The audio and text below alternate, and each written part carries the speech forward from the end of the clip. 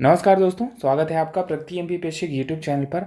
अब हम सितंबर 2022 में चर्चा में रहे खेल परिदृश्य को पढ़ लेते हैं। इसके अंतर्गत सबसे पहली बात अखिल भारतीय फुटबॉल महासंघ ऑल इंडिया फुटबॉल फेडरेशन के वर्ष के सर्वश्रेष्ठ पुरस्कार 2021-22 के बारे में है। इसमें सबसे पहले पुरस्कार की बात करें तो वर्ष के सर्वश्रेष्ठ पुरुष खिलाड़ी का पुरस्कार मिला है सुनील छेत्री को। सुनील छेत्री को यह पुरस्कार 7वीं बार मिला है। 6 अन्य बार अगर हम देखें कि कब कब सुनील छेत्री को यह पुरस्कार मिला है तो 2007 में, 2011 में, 2013 में, 2014 में, 2017-18 के लिए और 2018-19 के लिए यह पुरस्कार मिल चुका है। और अभी 7वीं बार सुनील छेत्री को अखिल भारतीय फुटबॉल महासंघ का सर्वश्रेष्ठ पुरुष खिलाड़ी 2021-22 के लिए चुना गया है। वहीं वर्ष की सर्वश्रेष्ठ महिला खिलाड़ी का जो पुरस्कार है वो मनीषा कल्याण को मिला है। मनीषा कल्याण को यह पुरस्कार पहली ही बार मिला है। उन्हें वर्ष 2020-21 का उदीयमान खिलाड़ी चुना गया था। उदीयमान खिलाड़ी से मतलब है इमर्जिंग प्लेयर।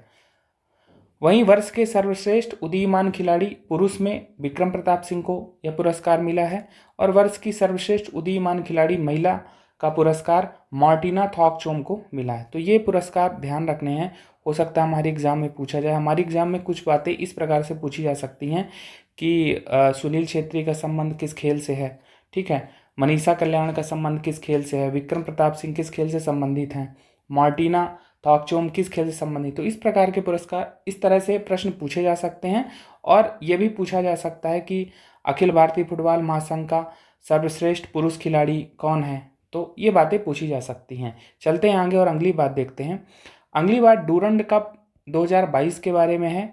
यह एशिया का सबसे प्राचीन फुटबॉल टूर्नामेंट है। विगत वर्षों में यह प्रश्न पूछा जाता रहा है कि डूरंड कप का संबंध किस खेल से है। तो ये ध्यान रखना है कि एशिया का सबसे प्राचीन फुटबॉल टूर्नामेंट है, ये बात ध्यान रखना है। और इसकी शुरुआत कब हुई थी? 1888 में, और इसीलिए एशिया का सबसे प्राचीन पुरस्कार इसे कहा जा रहा है। अब इसका विजेता कौन रहा है? बेंगलुरु एफसी।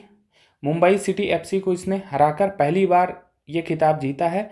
ये जो 2022 का कप था, ये 131वां सत्र था जो 16 अगस्त से 18 सितंबर 2022 को संपन्न हुआ। भारत के विभिन्न शहरों में इसका आयोजन हुआ, जैसे कोलकाता, गुवाहाटी व इम्फाल। इसके मैच कई शहरों में खेले गए। फाइनल मैच की अगर हम बात करें तो कोलकाता के विवेकानंद युवा भारती स्टेडियम में फाइनल मैच खेला गया। कब? 18 सितंबर 2022 को। और जैसा कि हमने बात की कि इसका विजेता कौन है? Bengaluru FC, Bengaluru football club. किसको हराकर इसने ये खिताब जीता है पहली बार? Mumbai city FC, Mumbai city football club को हराकर ये जीता है। अब बेंगलुरु एफसी के कप्तान कौन है? सुनील छेत्री। अगर हम बात करें कि डूरंड कप 2022 की सबसे सफल टीमें कौन सी रही हैं, तो मोहन बागान और ईस्ट बंगाल ये सबसे सफल टीमों में से रही हैं। दोनों ने 16-16 बार ये खिताब जीता है। तो ध्यान रखना है डूरंड कप 2022 के विजेता के बारे में कि कौन है? बेंगलुरु एफसी, मुंबई सिटी को हराया है। डूरंड कप का संबंध किस खेल से? फुटबॉल से। तो ये बातें ध्यान रखनी है। चलते हैं आगे। अगली बात अखिल भारतीय फुटबॉल महासंघ ऑल इंडिया फुटबॉल फेडरेशन के नए अध्यक्ष से संबंधित है। हाल ही में कल्याण चौबे जी, जो कि पूर्व फुटबॉलर रहे हैं, उन्हें अखिल भारतीय फुटबॉल महासंघ का अध्यक्ष बनाया गया है। इस पद हेतु चुनाव 2 सितंबर को नई दिल्ली में संपन्न हुए थे और 33-1 के बहुमत से इन्होंने यह चुनाव जीता है। और किसको हराया है? बाईचुंग भूटिया को। बाईचुंग भूटिया भी पूर्व भारतीय फुटबॉल कप्तान रहे हैं। तो ये बातें ध्यान रखनी है। अब कुछ और बातें हैं, जैसे कि कल्याण चौबे जी ने किसकी जगह ली है? प्रफुल्ल पटेल की जगह ली है। प्रफुल्ल पटेल, इस पद पर चौबे जी ने किसकी जगह ली है? प्रफुल्ल पटेल का स्थान लिया है, जिन्हें मई 2022 में सुप्रीम कोर्ट ने पद से हटा दिया था। तो ये बातें ध्यान रखनी है। कुछ और बातें जान लेते हैं अखिल भारतीय फुटबॉल महासंघ के बारे में। तो अखिल भारतीय फुटबॉल महासंघ की स्थापना कब हुई थी? ऑल इंडिया फुटबॉल फेडरेशन की 1937 में, और इसका हेडक्वार्टर कहाँ है? नई दिल्ली में है। अब ये चर्चा में क्यों रहा? क्योंकि इसके नए अध्यक्ष के रूप में कल्याण चौबे जी की नियुक्ति हुई है और 85 वर्षों के इतिहास में ऐसा पहली बार हुआ है कि कोई फुटबॉलर इसका अध्यक्ष चुना गया है। इसके पहले जो अध्यक्ष थे प्रफुल्ल पटेल, वो एक राजनीतिज्ञ थे और राष्ट्रीय खेल संहिता के नियमों के विरुद्ध पद पर बने रहने के कारण सुप्रीम कोर्ट ने 18 मई 2022 को प्रफुल्ल पटेल जी को इस पद से हटा दिया था। तो ये बातें ध्यान रखनी है कि अगर पूछा जाएगा कि ऑल इंडिया फुटबॉल फेडरेशन के अध्यक्ष कौन है, तो कल्याण चौबे, ये भी फुटबॉलर रहे हैं। चलते हैं आगे और अगली बात देखते हैं। अगली बात डायमंड लीग एथलेटिक्स 2022 के बारे में है, जिसका आयोजन ज्यूरिख स्विट्जरलैंड में किया गया। कब से कब तक? 13 मई 2022 से 8 सितंबर 2022 के दौरान। और इसमें सबसे महत्वपूर्ण बात यह है कि भारत के नीरज चोपड़ा, जो कि भाला फेंक खिलाड़ी हैं, उन्होंने डायमंड लीग एथलेटिक्स में स्वर्ण पदक जीता है और इस प्रकार डायमंड लीग ट्रॉफी जीतने वाले वे पहले भारतीय बन गए हैं। तो ये बातें ध्यान रखनी है कि अगर डायमंड लीग एथलेटिक्स के बारे में पूछा जाए, इसका आयोजन स्थल क्या रहा, कब से कब तक आयोजित हुआ, और नीरज चोपड़ा के बारे में बातें ध्यान रखनी है। चलते हैं आगे। अगली जानकारी कीनिया के धावक इलियुड किपचोगे के बारे में है। अब ये चर्चा में क्यों रहे हैं? क्योंकि इन्होंने जर्मनी के बर्लिन में संपन्न 48वीं बर्लिन मैराथन प्रतियोगिता के पुरुष वर्ग में इन्होंने एक नया विश्व रिकॉर्ड बनाया है। ज्ञात हो कि मैराथन जो दौड़ होती है वो कितने किलोमीटर की होती है? 42.195 किलोमीटर, 26 मील और 385 गज, ये इसकी मैराथन दौड़ की दूरी होती है और इसको इन्होंने 2 घंटे 1 मिनट और 9 सेकंड में ये दौड़ पूरी की और नया विश्व रिकॉर्ड बनाया है। तो ये बातें ध्यान रखनी है। 2018 के MPPSC प्री में ये डिस्टेंस पूछी गई थी कि मैराथन दौड़ कितने किलोमीटर की होती है। तो ये बातें भी महत्वपूर्ण है हमारी प्रारंभिक परीक्षा की दृष्टि से। महत्वपूर्ण बात यही है कि इसमें अगर पूछा जाएगा कि इलियुड किपचोगे कौन है, तो कीनिया के धावक हैं ये, किस देश से इनका संबंध है, ये सब चीज़ें पूछी जा सकती है और नया विश्व रिकॉर्ड जो बना है इसके बारे में चीज़ें पूछी जा सकती हैं। चलते हैं आगे और अगली बात देखते हैं। अगली बात भारत ऑस्ट्रेलिया पुरुष T20 क्रिकेट श्रृंखला 2022 से संबंधित है। यह ऑस्ट्रेलियाई टीम का भारत का दौरा था जो सितंबर 2022 में संपन्न हुआ। अब इसमें अगर हम बातें करें तो ये जो T20 क्रिकेट श्रृंखला है इसको भारत ने जीत लिया 2-1 से। और कुछ और बातें अगर जाएँ तो भारतीय टीम के कप्तान कौन रहे हैं इस सीरीज़ में? रोहित शर्मा रहे हैं। तो अगर ये बातें पूछी जाएगी भारत ऑस्ट्रेलिया पुरुष T20 क्रिकेट श्रृंखला के बारे में तो ध्यान रखना है। चलते हैं आगे और अगली जानकारी देखते हैं। अगली बात इंग्लैंड भारत महिला क्रिकेट श्रृंखला के बारे में है। भारतीय महिला क्रिकेट टीम का ये इंग्लैंड दौरा है जो कि सितंबर 2022 में संपन्न हुआ। इस दौरान 3 T20 मैच खेले गए और 3 ही एक दिवसीय या ODI श्रृंखला खेली गई। अब अगर इसके निष्कर्ष की ओर जाएं तो T20 श्रृंखला को 2-1 से इंग्लैंड ने जीता, वहीं ODI श्रृंखला भारत ने 3-0 से जीती। इस दौरान भारतीय टीम की कप्तान कौन रही हैं? हरमनप्रीत कौर। ध्यान रखना है, अगर पूछा जाएगा भारतीय महिला क्रिकेट टीम की कप्तान कौन है अभी वर्तमान में, तो हरमनप्रीत कौर है। अब जो ODI श्रृंखला का तीसरा मैच था, तो इस दौरान एक महत्वपूर्ण बात जो रही है कि भारत की जो झूलन गोस्वामी है, भारतीय महिला क्रिकेटर, इन्होंने अंतर्राष्ट्रीय क्रिकेट से संन्यास ले लिया। ये तीसरा ODI हुआ था 24 सितंबर 2022 को और उसी में इन्होंने झूलन गोस्वामी ने अंतर्राष्ट्रीय क्रिकेट से संन्यास ले लिया। अब अगर हम इनके करियर के बारे में बात करें या इनके बारे में कुछ और बातें देखें तो जैसा कि हमने बात की कि इन्होंने अंतर्राष्ट्रीय क्रिकेट से संन्यास ले लिया। ये चकदाह एक्सप्रेस के नाम से लोकप्रिय रही हैं। चकदाह एक्सप्रेस इनका जो नाम पड़ा है क्योंकि इनका संबंध पश्चिम बंगाल के चकदाह कस्बे से है, इस कारण से इन्हें चकदाह एक्सप्रेस भी कहा जाता रहा है। जैसा कि हमने बात की कि इन्होंने अंतर्राष्ट्रीय क्रिकेट से संन्यास ले लिया। अगर इनके हम कैरियर की बात करें तो इन्होंने 12 टेस्ट, 204 ODI मैच और 68 T20 मैच खेले। लगभग 20 साल का इनका कैरियर रहा है। अगर इनकी कैरियर की उपलब्धियों की बात करें तो एक बात है कि ये 2008 से 2011 तक भारतीय टीम की कप्तान रही हैं। 2007 में ICC द्वारा women's cricketer of the year का पुरस्कार इन्हें मिला था। 2010 में इन्हें अर्जुन पुरस्कार मिला। वहीं 2012 में इन्हें पद्मश्री सम्मान से सम्मानित किया गया। तो अगर ये बातें हमारी एग्जाम में पूछी जाएँ तो ये बातें ध्यान रखनी है कि झूलन गोस्वामी भारतीय महिला क्रिकेटर हैं। 2007 में इन्हें ICC women's cricketer of the year घोषित किया गया था। चकदा एक्सप्रेस इन्हीं का उपनाम है या लोकप्रिय है इस नाम से। तो ये बातें ध्यान रखनी है। चलते हैं आगे। अगली बात पुरुषों के 15वें एशिया कप क्रिकेट टूर्नामेंट 2022 से संबंधित है। ये जो 15वां एशिया कप क्रिकेट टूर्नामेंट हुआ वो T20 प्रारूप में संपन्न हुआ। 13वां एशिया कप भी T20 प्रारूप में हुआ था।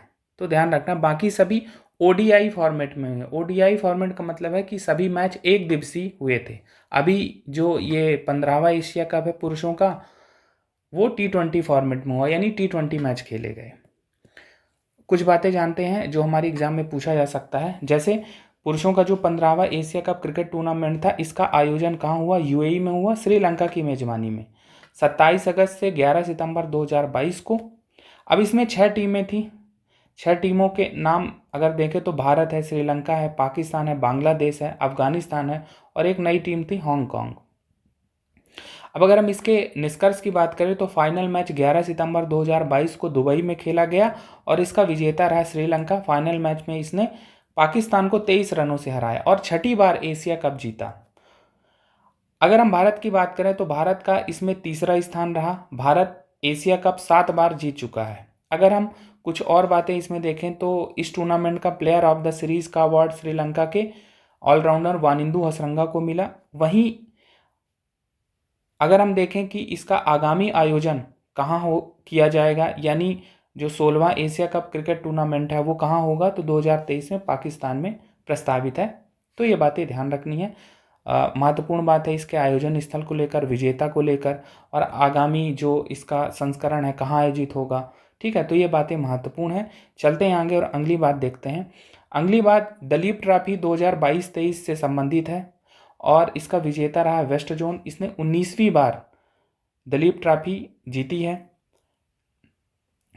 अगर हम दलीप ट्रॉफी के बारे में कुछ बातें जानें तो भारतीय क्रिकेट कंट्रोल बोर्ड बीसीसीआई की ये घरेलू प्रथम श्रेणी पुरुष क्रिकेट श्रृंखला और इसका 59वां आयोजन जो 2022-23 में आयोजन हुआ है, ये 59वां आयोजन था। 8 से 25 सितंबर 2022 के दौरान हुआ। फाइनल मैच की बात करें तो 21 से 25 सितंबर 2022 को फाइनल मैच हुआ। किसके बीच? वेस्ट जोन के बीच और साउथ जोन के बीच। और इसमें विजेता कौन रहा है? West zone. वेस्ट जोन के कप्तान कौन है? अजिंक्य रहाणे। ये बात ध्यान रखनी है। अगर कुछ बातें पूछे, महत्वपूर्ण बात तो यही है कि अगर पूछा जाएगा कि दिलीप ट्रॉफी का संबंध किससे है, तो क्रिकेट से है। ठीक है, दिलीप ट्रॉफी 2022-23 का विजेता कौन रहा है, तो वेस्ट जोन। ये बातें ध्यान रखनी है। चलते हैं अगली बात देखते हैं। अगली बात भारत के 76वें ग्रैंड मास्टर से संबंधित है। भारत के 76वें ग्रैंड मास्टर कौन है? प्रणव आनंद। ये बेंगलुरु के 15 वर्षीय शतरंज खिलाड़ी हैं। अगर एग्जाम में हमारे पूछा जाए कि प्रणव आनंद का संबंध किस खेल से है, तो ये शतरंज खिलाड़ी हैं और भारत के 76वें ग्रैंड मास्टर हैं। भारत के पहले ग्रैंड मास्टर कौन है? भारत के पहले ग्रैंड मास्टर तो ये कौन है? विश्वनाथन आनंद।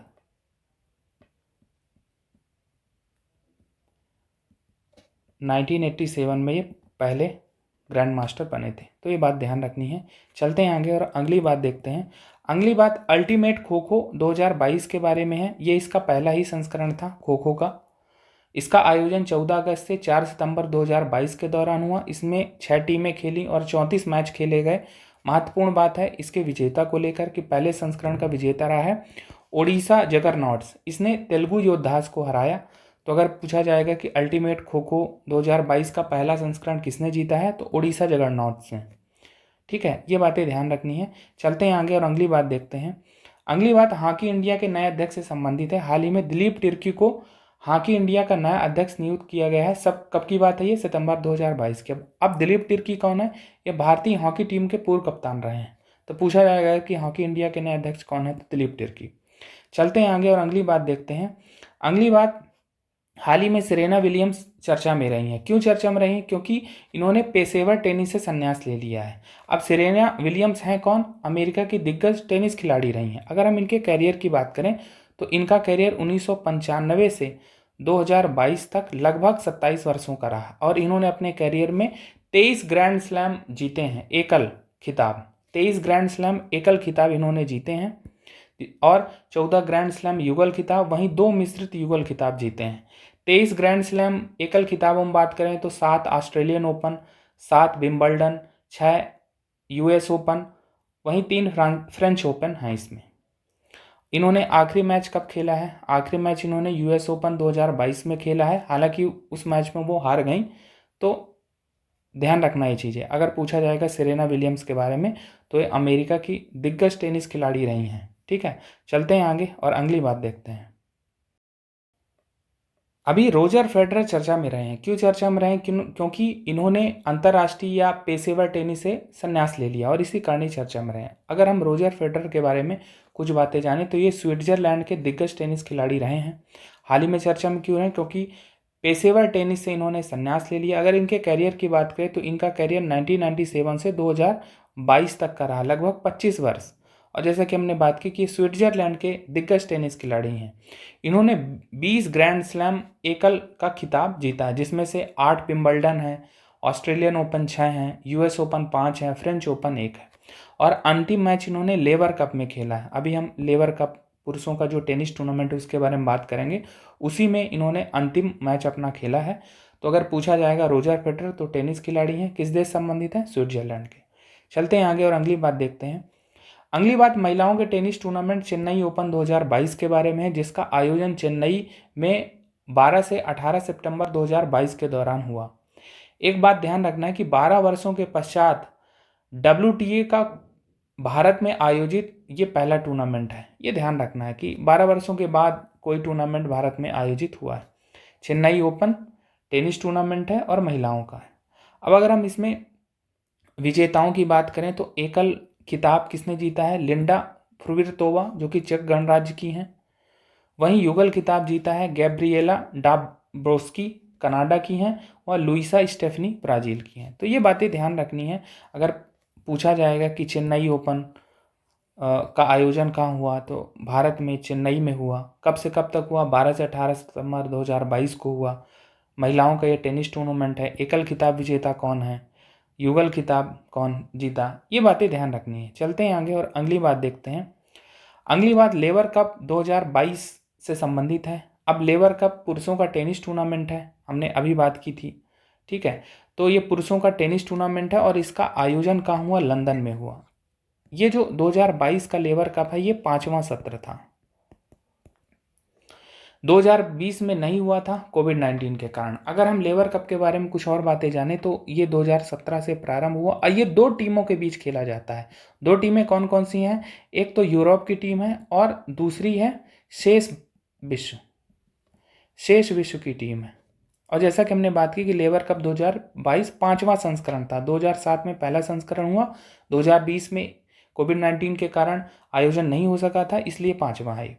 अब लेवर कप 2022 का जो खिताब है इसको किसने जीता? विजेता टीम रही है विश्व टीम। इसने यूरोप की टीम को हराया। तो ये पहली बार विश्व की टीम जीती है।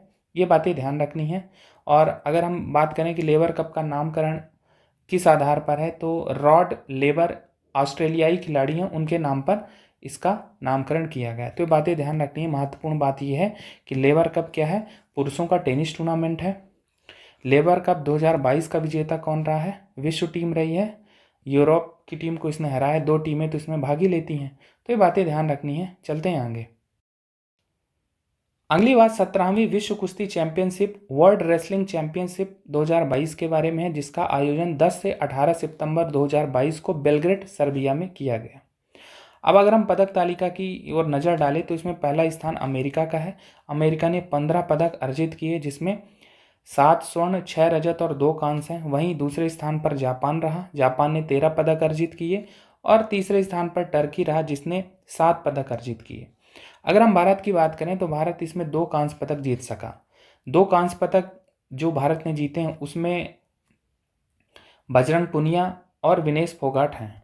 बजरंग पुनिया ने 65 किलोग्राम भार वर्ग में कांस्य पदक अर्जित किया है। वहीं विनेश फोगाट ने 53 किलोग्राम भार वर्ग में। बजरंग पुनिया की बात करें तो यह इनका विश्व कुश्ती चैंपियनशिप में चौथा पदक था। विश्व कुश्ती चैंपियनशिप में 4 पदक जीतने वाले वो पहले भारतीय बन गए हैं। ये चौथा पदक अभी हमने बात की तो इन्होंने 2013 व 2019 में 2 पदक जीते हैं, कांस्य पदक जीते हैं। वहीं 2018 में इन्होंने रजत पदक जीता था। और अभी रजत पदक जीता तो 4 हो गए। वहीं विनेश फोगाट की बात करें तो ये उनका दूसरा पदक है, इन्होंने 2019 में कांस्य पदक जीता था। तो ये बातें ध्यान रखनी है। अगर पूछा जाएगा कि बजरंग पुनिया का संबंध किस खेल से है, विनेश फोगाट किस खेल से संबंधित हैं, या 17वीं विश्व कुश्ती चैंपियनशिप का आयोजन स्थल क्या है, ठीक है, कौन पदक तालिका में पहले स्थान पर आया, ये बातें पूछी जा सकती हैं। चलते हैं आगे। अगली बात यूएस ओपन 2022 के बारे में है। यूएस ओपन 2022 वर्ष 2022 का चौथा व अंतिम ग्रैंड स्लैम है। अब इसका आयोजन 29 अगस्त से 11 सितंबर 2022 को न्यूयॉर्क सिटी अमेरिका में हुआ। अब हम इसमें देख लेते हैं कि पुरुष एकल खिताब, महिला एकल खिताब, पुरुष युगल और महिला युगल खिताब किसने जीते। तो पुरुष युगल खिताब जीता है कार्लोस अल्कारेज, जो कि स्पेन के खिलाड़ी हैं। इन्होंने नॉर्वे के खिलाड़ी कैस्पर रूड को हराया।